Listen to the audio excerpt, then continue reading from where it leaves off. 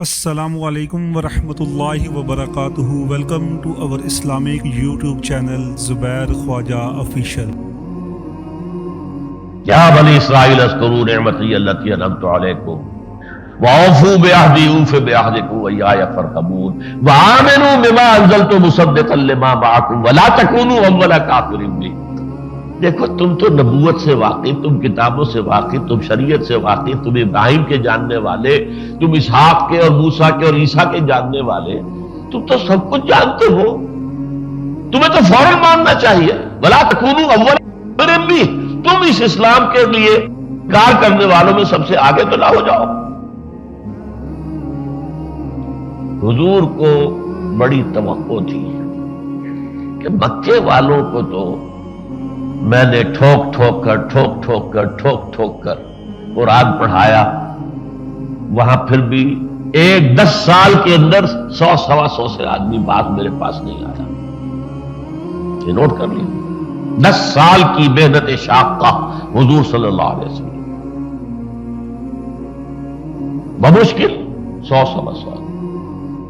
انہیں توقع یہ تھی یہ تو سب کچھ جانتے ہیں، انہیں تو فوراً ماننا چاہیے، یہ تو منتظر بیٹھے ہوئے تھے کہ آخری رسول کا وقت آنے والا ہے۔ اور آپ کو یہ بھی نکتہ بتا دوں، جو سب سے پہلے 6 خزرجی ایمان لائے ہیں، وہ کیوں ایمان لائے تھے؟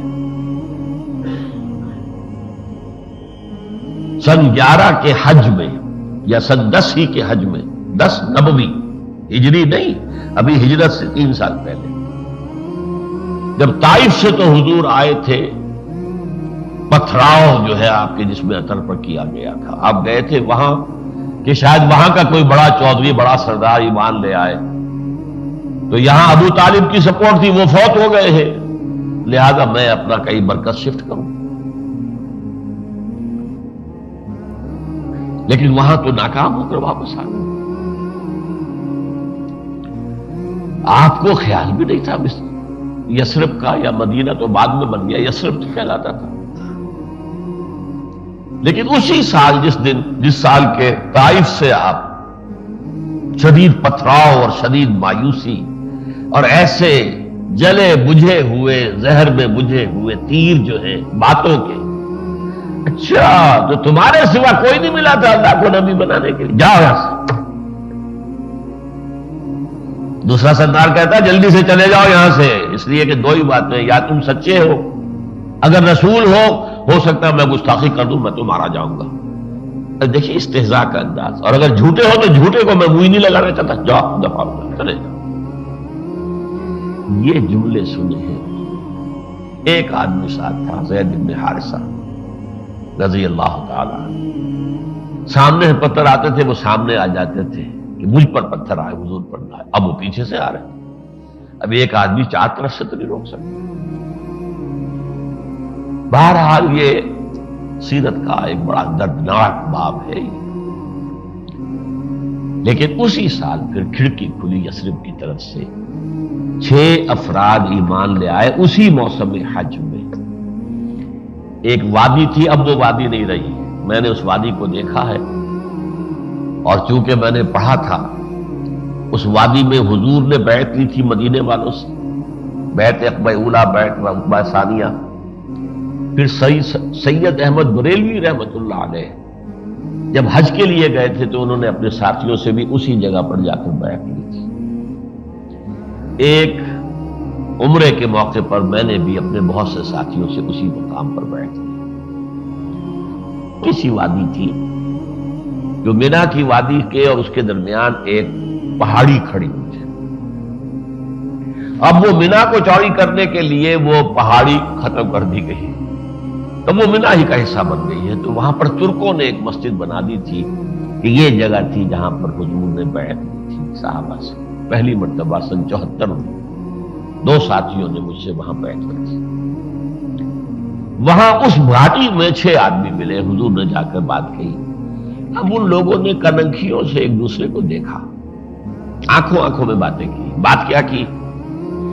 یہودی یہ کہا کرتے تھے، جیسے ہمارے ہاں بنیے جو ہوتے تھے گاؤں میں، تو وہ جو گاؤں کے لوگ ہیں، راجپوت ہیں، کوئی اور ہیں،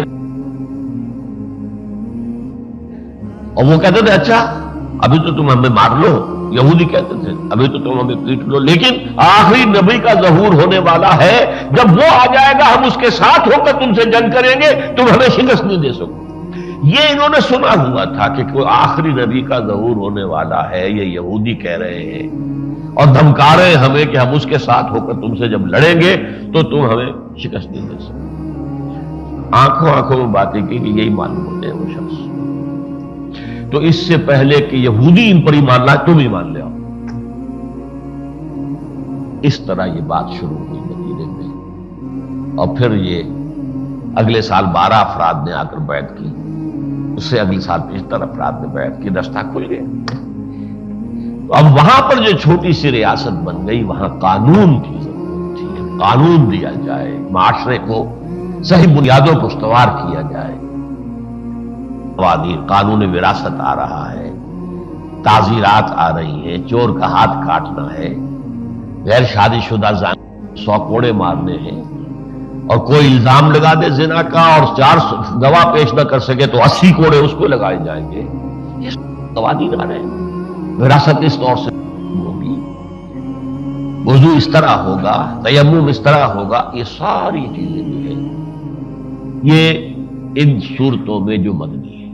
ایسی اور بھی بہت سی اسلامک اور انفارمیٹیو ویڈیو حاصل کرنے کے لیے ہمارے چینل کو سبسکرائب کیجیے، اور اگر آپ کو یہ ویڈیو پسند آئی ہے تو اسے لائک، کمنٹ اور شیئر کیجیے۔ شکریہ۔